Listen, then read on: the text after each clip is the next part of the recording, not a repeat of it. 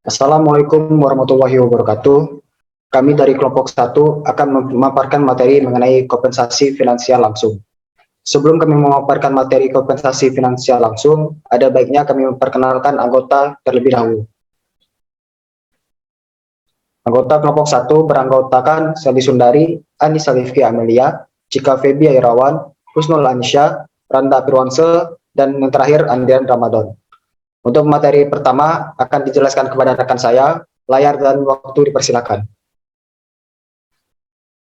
Baik, terima kasih atas kesempatannya. Di sini saya akan menjelaskan tentang kompensasi. Kompensasi adalah total seluruh imbalan yang diterima para karyawan sebagai pengganti jasa yang telah mereka berikan. Kompensasi finansial langsung terdiri dari bayaran yang diterima seseorang dalam bentuk upah, gaji, komisi, dan bonus. Kompensasi finansial tidak langsung atau tunjangan meliputi seluruh imbalan finansial yang tidak termasuk dalam kompensasi finansial langsung, seperti kepuasan yang diterima seseorang dari pekerjaan itu sendiri atau dari lingkungan psikologis tempat orang tersebut bekerja. Next.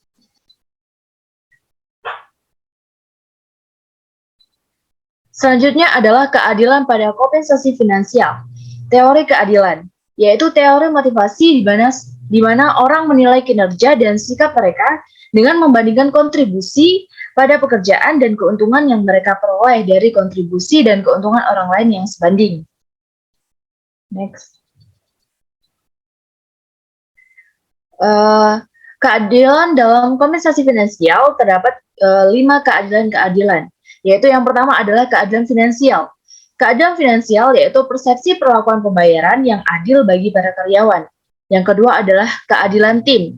Keadilan yang tercapai ketika tim diberi imbalan berdasarkan produktivitas kelompoknya. Keadilan internal. Keadilan internal yang terwujud ketika karyawan menerima bayaran menurut nilai relatif pekerjaannya dalam proses organisasi yang sama. Yang keempat adalah keadilan eksternal. Keadilan yang terwujud ketika karyawan sebuah perusahaan menerima bayaran yang sebanding dengan karyawan yang memiliki pekerjaan serupa di perusahaan lainnya. Yang kelima adalah keadilan karyawan, yaitu keadilan yang terwujud ketika orang-orang menjalankan pekerjaan yang serupa untuk perusahaan yang sama, menerima bayaran menurut faktor khusus pada diri karyawan. Next. Materi selanjutnya akan dilanjutkan oleh teman saya. Baik, terima kasih kepada Sally. Selanjutnya yaitu materi determinan kompensasi finansial langsung. Dalam materi determinan kompensasi finansial langsung, tidak terdapat pendekatan ilmiah untuk menilai usaha seseorang dalam kompensasi finansial langsung. Biasanya, hal ini digunakan sejumlah faktor relevan untuk menentukan bayaran individualnya, yaitu organisasi, pasar tenaga kerja, pekerjaan, dan karyawan. Faktor-faktor tersebut mempengaruhi penetapan harga pekerjaan dan juga penetapan kompensasi finansial individual. Selanjutnya, yaitu organisasi sebagai determinan kompensasi finansial langsung. Kebijakan kompensasi ini memberikan panduan umum untuk mengambil keputusan mengenai kompensasi. Karyawan bisa memiliki persepsi berbeda-beda sehingga rendahnya produktivitas atau perputaran karyawan bisa juga bergantung kepada kebijakan kompensasi yang diberikan oleh manajemen. Para manajer sendiri cenderung memandang kompensasi finansial sebagai beban ataupun aset. Beban karena kompensasi finansial sendiri mencerminkan biaya tenaga kerja, dan juga aset karena kompensasi finansial sendiri membantu perekrutan dan penarikan orang-orang yang berkompeten untuk bekerja. Selanjutnya, yaitu kebijakan dalam kompensasi. Kebijakan dalam kompensasi sendiri memberikan panduan umum untuk mengambil keputusan mengenai kompensasi-kompensasi yang ada. Kebijakan ini sendiri terdiri dari pemimpin dalam bayaran atau pay leader, mengikut dalam bayaran atau pay follower, harga pasar atau market rate. Pemimpin dalam bayaran adalah organisasi membayar upah dan gaji lebih tinggi dari perusahaan-perusahaan saing. Biasanya perusahaan ini sendiri menarik banyak pelamar berkualitas lebih banyak dari perusahaan lain. Dengan menggunakan strategi ini, perusahaan merasa mampu untuk menarik karyawan produktif yang berkualitas tinggi, sehingga perusahaan dapat mencapai biaya per unit tenaga kerja lebih rendah. Selanjutnya, yaitu pengikut dalam bayaran atau pay follower. Pengikut dalam bayaran ini sendiri yaitu perusahaan memilih untuk membayar di bawah harga pasar, karena kondisi keuangan dari perusahaan yang buruk, ataupun juga bisa jadi memiliki keyakinan tidak diperlukan karyawan berkemampuan tinggi. Dalam kebijakan ini akan sering permasalahan timbul. Selanjutnya yaitu harga pasar atau market rate. Rata-rata bayaran yang diberikan dalam harga pasar sebagian besar memberi sesuai dengan pekerjaan yang serupa dalam bidang tertentu. Biasanya manajemen yakin perusahaan bisa mempekerjakan orang-orang berkualitas dan tetap kompetitif tanpa menaikkan harga barang dan jasa. Banyak organisasi yang menuntut bayaran agar sesuai dengan harga pasar. Selanjutnya yaitu level organisasi. Level organisasi adalah keputusan kompensasi yang diambil dan juga mempengaruhi bayaran. Manajemen level atas seringkali mengambil keputusan untuk memastikan konsistensi dari pemutusan pemberian gaji kepada karyawan. Namun ada baiknya juga dalam beberapa kasus pengambilan keputusan sebaiknya diberikan kepada level yang lebih rendah, karena level yang lebih rendah biasanya lebih mengerti dengan kinerja karyawan karena lebih dekat posisinya. Selanjutnya yaitu kemampuan untuk membayar. Dalam kemampuan untuk membayar, perusahaan juga harus mampu untuk menilai kemampuan perusahaan itu sendiri untuk membayar karyawan-karyawannya. Hal ini juga merupakan salah satu faktor penting, karena untuk mencapai tingkat bayaran spesifik, manajemen harus mempertimbangkan faktor-faktor lain. Selanjutnya, untuk materi, pekerjaan sebagai determinan kompensasi finansial langsung akan dilanjutkan oleh rekan saya. Kepada rekan saya dipersilakan. Baik, berikutnya adalah pekerjaan sebagai determinan kompensasi finansial langsung. Karyawan individual dan kekuatan pasar merupakan kriteria upah paling penting. Namun, pekerjaan itu sendiri tetap merupakan faktor penting, terutama pada perusahaan-perusahaan yang menganggap keadilan bayaran internal sebagai masalah penting. Perusahaan memberikan upah atau bayaran sesuai dengan nilai yang melekat pada tugas dan tanggung jawab suatu pekerjaan, serta faktor-faktor lain yang berkaitan dengan pekerjaan tersebut, seperti kondisi kerja. Teknik manajemen untuk menentukan nilai relatif sebuah pekerjaan dibagi menjadi 3, yaitu yang pertama 1, analisis pekerjaan, kedua, deskripsi tugas, ketiga, evaluasi pekerjaan. Deskripsi tugas menghasilkan banyak tujuan berbeda, termasuk data untuk mengevaluasi pekerjaan. Deskripsi tugas penting bagi semua metode evaluasi pekerjaan yang sangat bergantung pada akurasi dan kejelasannya untuk dapat menghasilkan hal yang sebenarnya. Next.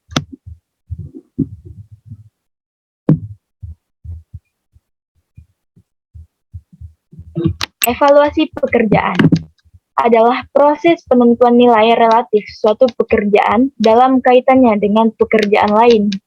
Tujuan utama dari evaluasi pekerjaan ialah menghilangkan ketidakadilan bayaran internal yang disebabkan oleh struktur bayaran tidak logis. Akan tetapi, banyak perusahaan masih menggunakan evaluasi pekerjaan untuk tujuan-tujuan berikut ini, yaitu mengidentifikasi struktur pekerjaan organisasi, menghapus ketidakadilan bayaran dan menciptakan keteraturan pada hubungan antar pekerjaan, serta mengembangkan hierarki nilai pekerjaan agar tercipta struktur bayaran. Adapun metode dalam mengevaluasi pekerjaan adalah metode peringkat, metode klasifikasi, metode perbandingan faktor, dan metode poin. Next. Metode peringkat adalah metode yang paling sederhana dari 4 metode evaluasi lainnya. Dalam metode peringkat evaluasi pekerjaan, penilai mempelajari deskripsi setiap pekerjaan. Adapun langkah-langkah dalam metode peringkat ialah yang pertama melaksanakan analisis pekerjaan dan menulis deskripsi pekerjaan. Kedua, mempelajari deskripsi setiap pekerjaan yang dievaluasi. Ketiga, menyusun pekerjaan-pekerjaan tersebut secara urut berdasarkan nilainya bagi perusahaan. Next. Selanjutnya adalah metode klasifikasi. Metode klasifikasi memerlukan pendefinisian sejumlah kelas atau jenjang untuk mendeskripsikan sekelompok pekerjaan. Dalam mengevaluasi pekerjaan dengan metode ini, para penilai akan membandingkan deskripsi tugas dengan deskripsi kelas. Deskripsi kelas yang memiliki kesesuaian paling dekat dengan suatu deskripsi pekerjaan dapat menentukan klasifikasi pekerjaan yang bersangkutan. Adapun contoh evaluasi pekerjaan dari kelerek pengolah kata ialah dapat dideskripsikan dengan tugas-tugas berikut. Yang pertama, memasukkan data surat dari draft yang sudah disiapkan. Yang kedua, mencetak amplop-amplop. Ketiga, mengirim korespondensi yang sudah lengkap ke kepala unit. Next. Selanjutnya ialah metode perbandingan faktor. Metode perbandingan faktor sedikit lebih kompleks dibandingkan dua metode kualitatif yang dibahas sebelumnya. Dalam metode perbandingan faktor, pada evaluasi pekerjaan diasumsikan terdapat 5 faktor universal, yaitu yang pertama persyaratan mental. Persyaratan mental mencerminkan sifat-sifat mental seperti kecerdasan, imajinasi, dan cara berpikir. Yang kedua adalah keterampilan. Hal ini berkaitan dengan kemampuan dalam koordinasi otot dan pelatihan dalam interpretasi kesan-kesan indrawi. Yang ketiga, persyaratan fisik. Hal ini meliputi cara duduk, cara berdiri, berjalan, mengangkat, dan seterusnya. Yang keempat ialah tanggung jawab. Tanggung jawab meliputi bidang-bidang seperti bahan baku, uang, dokumen, dan pengawasan. Yang terakhir ialah kondisi kerja. Kondisi kerja mencerminkan pengaruh-pengaruh lingkungan dari kebisingan, penerangan, ventilasi, bahaya, dan jam kerja. Next. Metode poin. Dalam metode poin, para penilai mengalokasikan nilai angka untuk faktor-faktor pekerjaan tertentu. Faktor-faktor pekerjaan tertentu itu contohnya seperti pengetahuan yang dibutuhkan dan jumlah-jumlah nilai yang memberikan penilaian kuantitatif atas nilai relatif pekerjaan. Adapun contoh dari metode poin ialah memilih kelompok pekerjaan, mengidentifikasi faktor-faktor layak kompensasi, menentukan tingkatan dan mendefinisikan setiap faktor layak kompensasi, menentukan nilai poin faktor, menentukan bobot faktor, dan yang terakhir memvalidasi sistem poin. Next. Materi berikutnya akan disampaikan oleh rekan saya. Oke, baik. Terima kasih Cika Febria Irawan. Saya akan melanjutkan tentang High-Grade Chart Program Method atau HIPLANE. Nah, ini adalah versi canggih dari metode poin yang telah dijelaskan oleh teman saya tadi. Ini digunakan secara luas oleh kurang lebih 8.000 organisasi publik dan swasta di seluruh penjuru dunia untuk mengevaluasi pekerjaan-pekerjaan level klerikal, penjualan, teknis, profesional, manajerial, dan atau eksekutif. Metode ini menggunakan faktor layak kompensasi yang meliputi pengetahuan atau know-how adalah total seluruh pengetahuan dan keterampilan yang dibutuhkan untuk kinerja pekerjaan yang memuaskan. Lalu ada pemecahan masalah atau problem solving adalah tingkat pemikiran orisinil yang dibutuhkan oleh suatu pekerjaan untuk menganalisis, mengevaluasi, menciptakan, menalar, dan membuat kesimpulan. Lalu ada akuntabilitas, yakni tanggung jawab atas tindakan dan konsekuensi yang menyertainya. Dan ada faktor keempat, yakni elemen-elemen tambahan yang bisa dibayar. yaitu berfokus pada kondisi-kondisi khusus dalam lingkungan pekerjaan. Nah, high pay ini adalah metode evaluasi pekerjaan yang digunakan oleh para pemberi kerja di seluruh dunia. Metode ini membantu kita dalam melakukan perbandingan pekerjaan di antara perusahaan-perusahaan. Dengan demikian, metode ini membantu menentukan keadilan internal maupun eksternal. Lalu, dari metode ini pula, nilai poin dialokasikan pada faktor-faktor tersebut untuk menentukan profil poin untuk setiap pekerjaan. Next.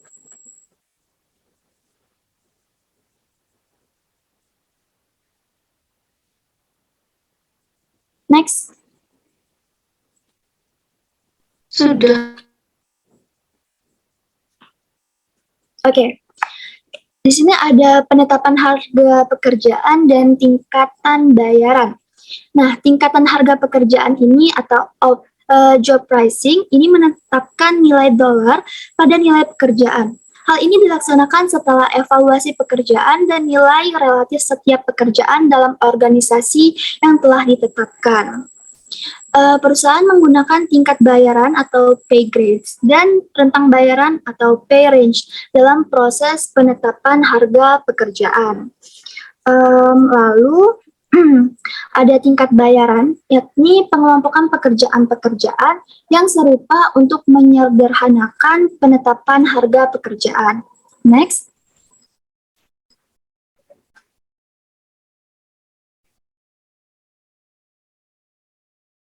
Nah, ini ada rentang bayaran. Setelah tingkat bayaran ditetapkan, keputusan berikutnya adalah memilih antara memberikan bayaran yang sama untuk semua orang yang menjalankan pekerjaan yang sama atau menggunakan rentang bayaran.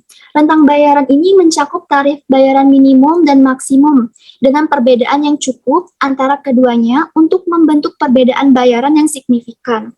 Rentang bayaran umumnya lebih diutamakan dibandingkan tarif bayaran tunggal karena memungkinkan perusahaan untuk memberi imbalan pada karyawan berdasarkan kinerja dan masa kerja.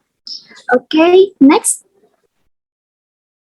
Di sini ada perluasan pembatasan atau board bending, yakni tekanan terhadap perusahaan-perusahaan bisnis Amerika Serikat ini melakukan sesuatu lebih baik, lebih cepat dan lebih murah telah menyebabkan manajemen memeriksa seluruh sistem internal. Nah, kompensasi secara khusus mendapat perhatian karena kemampuannya memengaruhi perilaku kerja. Untuk merespon kebutuhan tersebut, dikeluarkanlah perluasan pembatasan ini. Nah, perluasan pembatasan ini adalah sebuah teknik yang menghapus banyak tingkatan bayaran atau tingkatan gaji menjadi lebih sedikit tentang yang lebar untuk meningkatkan efektivitas organisasi. Boleh next? Nah, di sini ada sistem tarif tunggal. Rentang bayaran tidak cocok untuk beberapa kondisi tempat kerja, seperti operasi lini perakitan. Ketika tarif tunggal digunakan, setiap orang pada pekerjaan yang sama akan menerima bayaran pokok yang sama, tanpa memandang produktivitas. Tarif ini bisa berhubungan dengan titik pertengahan dari sebuah rentang yang ditetapkan melalui survei kompensasi. Oke, next. Nah, di sini ada tingkat bayaran yang disesuaikan. Ketika rentang bayaran telah ditempatkan pada tingkatan-tingkatan bayaran, bisa saja terungkap adanya beberapa pekerjaan dibayar lebih atau overpaid, dan lainnya dibayar kurang atau underpaid. Jika hal ini terjadi, praktik manajemen yang baik akan mengkoreksi ketidakadilan tersebut secepatnya dengan menempatkan pekerjaan tersebut pada tingkatan bayaran yang tepat dan menaikkan bayaran untuk orang-orang dalam pekerjaan. Oke, cukup. Materi selanjutnya akan dijelaskan oleh teman saya. Terima kasih atas kesempatannya. Kali ini saya akan menjelaskan mengenai karyawan sebagai determinan kompensasi finansial. Faktor yang berhubungan dengan karyawan penting dalam menentukan keadilan bayaran. Faktor tersebut meliputi yang pertama kinerja, yang kedua keterampilan, yang ketiga kompetensi, yang keempat senioritas, kelima pengalaman, yang keenam keanggotaan organisasi, yang ketujuh potensi, yang kedelapan pengaruh politik, dan yang terakhir keberuntungan. Oke, next. Karyawan sebagai determinan kompensasi finansial langsung, faktor yang pertama itu mengenai bayaran berbasis kinerja. Tujuan bayaran berbasis kinerja adalah untuk meningkatkan kinerja. Program penilaian kinerja yang efektif merupakan prasyarat untuk setiap sistem bayaran yang dikaitkan dengan kinerja. Data penilaian memberikan input bagi pendekatan-pendekatan seperti bayaran prestasi, bonus, dan price work. Yang kedua adalah bayaran berbasis keterampilan. Sistem yang memberi imbalan para karyawan atas keterampilan dan pengalaman yang mereka berhubungan dengan pekerjaan, bukan atas title pekerjaan mereka. Sistem ini menganggap karyawan yang memiliki banyak pengetahuan lebih bernilai bagi perusahaan. Faktor yang ketiga, bayaran berbasis kompetensi. Bayaran berbasis kompetensi ialah rancangan kompensasi berupa pemberian imbalan kepada karyawan atas kemampuan yang mereka capai.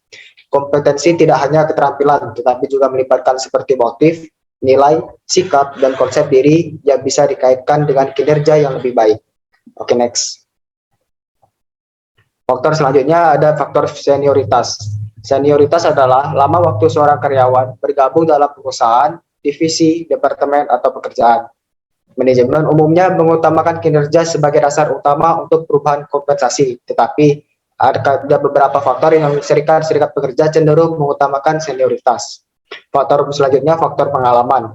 Pengalaman memiliki potensi untuk meningkatkan kemampuan seorang agar berprestasi. Namun, kemungkinan terwujud hanya jika pengalaman yang diperoleh adalah pengalaman yang bersifat positif. Pemberian kompensasi kepada karyawan atas pengalaman dan praktiknya bisa diterima jika pengalaman tersebut positif dan relevan terhadap pekerjaan. Faktor selanjutnya adalah faktor keanggotaan organisasi. Karyawan menerima kompensasi tanpa memandang pekerjaan tertentu yang ia lakukan, tapi menerimanya karena ia adalah anggota organisasi. Tujuan imbalan berdasarkan organisasi adalah memperoleh tingkat stabilitas tenaga kerja yang tinggi dan menghargai loyalitas. Oke, next. Faktor selanjutnya adalah faktor potensi. Organisasi membayar beberapa orang yang berdasarkan potensi mereka. Banyak karyawan muda dibayar dengan baik karena memiliki potensi untuk menambahkan nilai pada perusahaan. Faktor selanjutnya adalah faktor pengaruh politik. Dalam tingkatan yang berbeda-beda pada sebuah perusahaan, baik pemerintah dan maupun organisasi, daya tarik atau pengaruh politik seseorang bisa mempengaruhi keputusan bayaran dan promosi. Faktor selanjutnya adalah faktor keberuntungan. Peluang sering sekali memunculkan dirinya dalam perusahaan-perusahaan.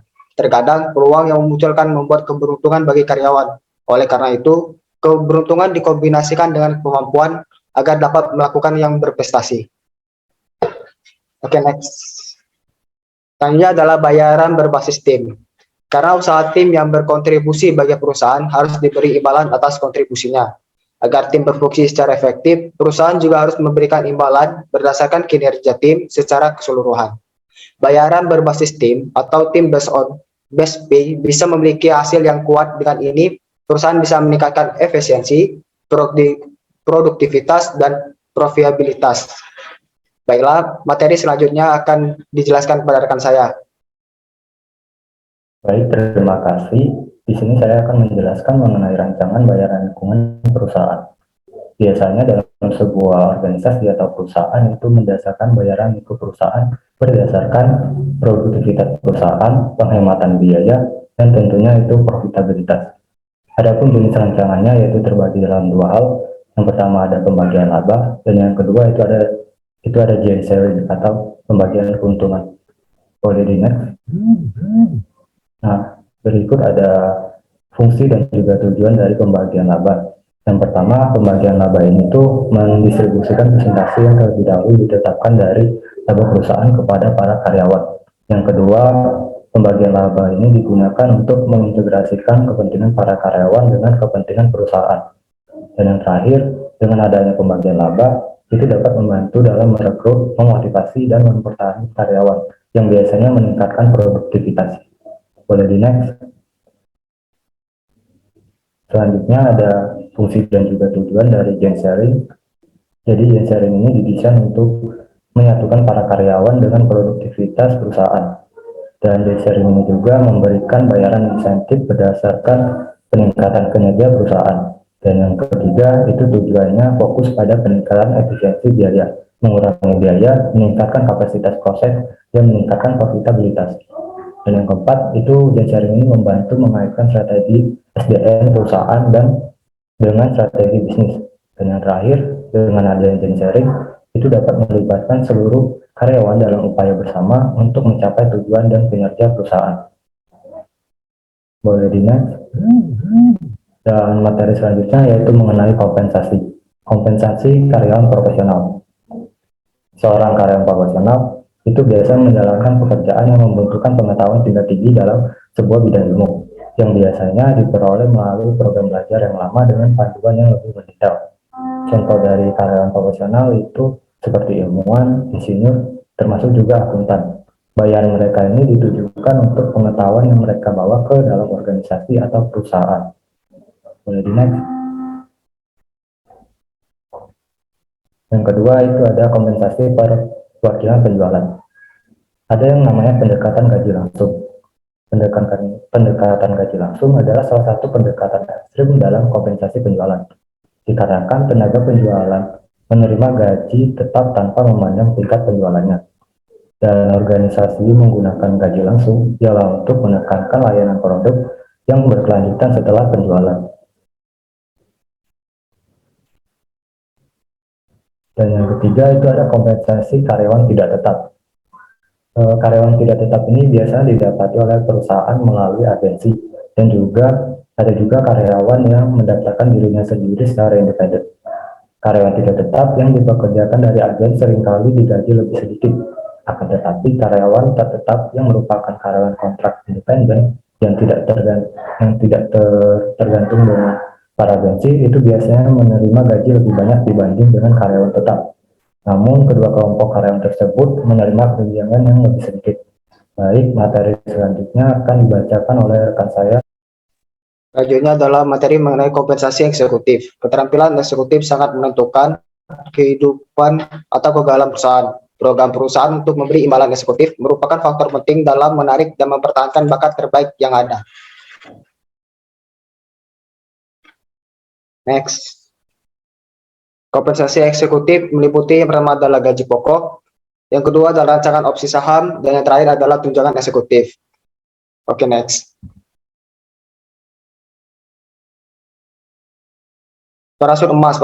Kontrak parasut emas adalah penghasilan tambahan yang melindungi para eksekutif jika perusahaan lain mengakuisisi perusahaan mereka atau jika eksekutif tersebut terpaksa meninggalkan perusahaan karena alasan lain. Oke, next. Dengan penjelasan materi kompensasi eksekutif tadi, berakhirnya presentasi kami mengenai konferensi finansial langsung. Terima kasih atas perhatiannya. Sekian akhiri. Wassalamualaikum warahmatullahi wabarakatuh.